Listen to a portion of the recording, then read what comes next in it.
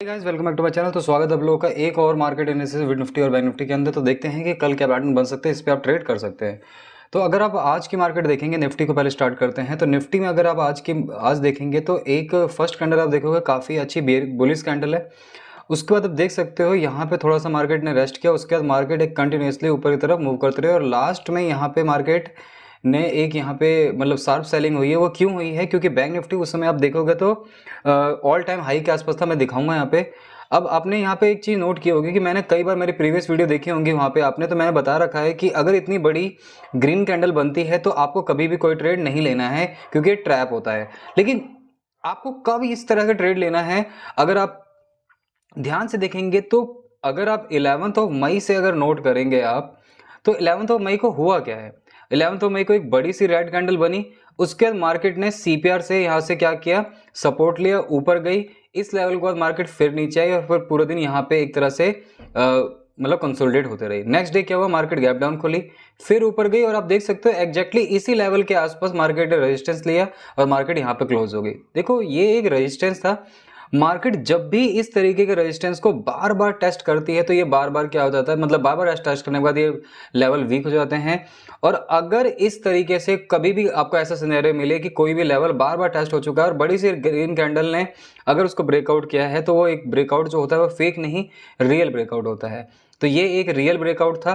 तो यहाँ पे आप देख सकते हो मार्केट ने इसे ब्रेकआउट दिया, इस लेवल को, प्रीवियस डे हाई को ब्रेक किया और आप देख सकते हो कि मार्केट में एक ट्रेंड था। ठीक है, तो आपको यहाँ पे ट्रेड लेनी थी, इस कैंडल मतलब इस फर्स्ट कैंडल पर ट्रेड लेनी थी। आपका स्टॉप लॉस जो होना चाहिए करीबन थोड़ा सा, अगर आप दूर रखेंगे, स्टॉप लॉस थोड़ा सा दूर रखना होता है यहाँ पे 10 से 12 रुपए का अगर निफ्टी के अंदर आप स्टॉप लॉस रखते हैं तो मोर देन इनफ होता है। अगर आप 110 से 120 रुपीज़ वाला ऑप्शन बाई करते हैं तो ठीक है, ये काफ़ी होता है इतना।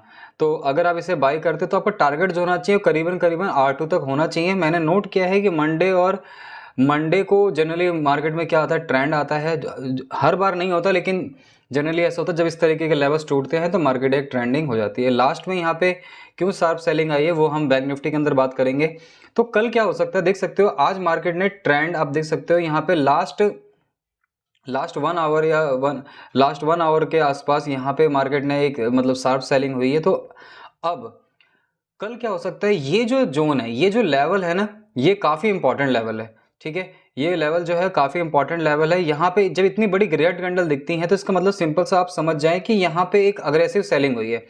अग्रेसिव सेलिंग हुई है तो यहाँ पे अग्रेसिव सेलिंग का मतलब यहाँ पे जितने भी सेलर होंगे उनका स्टॉप लॉस कहाँ होगा, या तो प्रीवियस डे हाई से ऊपर होगा, या होगा उनका स्टॉप लॉस या तो प्रीवियस डे हाई से ऊपर होगा, या कहीं रेजिस्टेंस जो होगा ऊपर R1 या R1 के आसपास होगा। ठीक है, तो अब होगा क्या यहां से, अब जैसे कि फॉर एग्जांपल मार्केट अब कल यहाँ पे कहीं इसके आसपास ही खुलती है, ठीक है, इसके आसपास खुलती है और मार्केट रेजिस्टेंस लेके इतनी ही बड़ी ग्रीन मतलब रेड कैंडल बना देती है यहाँ पे, तो आपको इमीडिएटली शॉर्ट नहीं करना क्योंकि नीचे सीपीआर है। आपको वेट करना है इस सीपीआर को टूटने का। जैसे ही सीपीआर ब्रेकआउट होता है, जैसे सीपीआर ब्रेकआउट होता है आपको इमीडिएटली शॉर्ट ट्रेड लेनी है और टारगेट जो होना चाहिए वही S1 नहीं, ये आपका प्रीवियस डे लो तक होना चाहिए।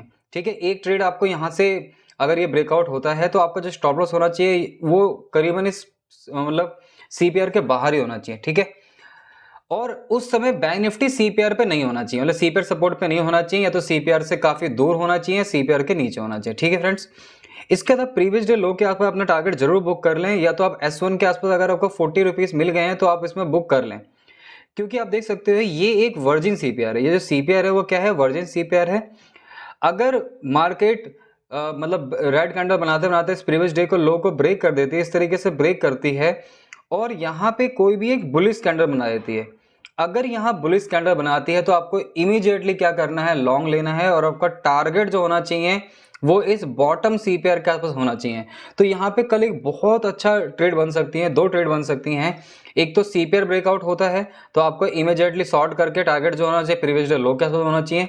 जैसे ही ये ब्रेकआउट होता है तो फेकआउट की तरह फेकआउट ट्रेड बन सकती है, यहाँ पे चांसेस आर वेरी हाई, और यहाँ से आप ट्रेड लेके लॉन्ग होके यहाँ पे अपना टारगेट बुक कर सकते हैं, मतलब नीचे से ऊपर, ऊपर से नीचे, फिर नीचे से ऊपर, काफी अच्छे दो ट्रेड बन सकती हैं। और इसके अलावा अगर हम देखें, इसके अलावा क्या ट्रेड बन सकती है, अगर कल मार्केट क्या होता है कि मार्केट यहाँ पे कहीं खुलती है, यहाँ पे कहीं खुलती है, ऐसे रेड कैंडल बनाती है यहाँ पे, और फिर यहाँ से सपोर्ट लेके मार्केट धीरे धीरे धीरे धीरे धीरे धीरे जाके इस लेवल को ब्रेक कर देती है। अगर मार्केट कल इस लेवल को ब्रेक करती है तब भी आपको इमीडिएटली लॉन्ग लेना है।